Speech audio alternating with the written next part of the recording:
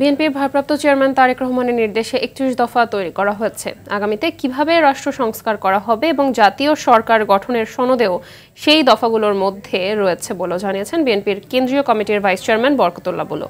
সোমবার বিকেলে নোয়াখালীর বেগমগঞ্জে কুতুবপুর ইউনিয়নে বন্যার্তদের মাঝে ত্রাণ বিতরণ শেষে সাংবাদিকদের এসব কথা বলেন তিনি বলেন, শেখ হাসিনা ক্ষমতায় থাকাকালীন ভারতের সঙ্গে বিদ্যুৎ সহ বিভিন্ন খাতে যেসব গোপন চুক্তি হয়েছে তার প্রতিটির হিসেব বের করা হবে।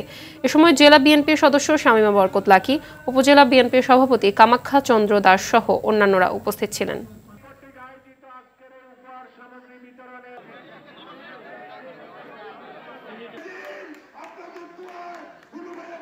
সে ৩১ দফায় এমন কোন দফা বাকি নেই।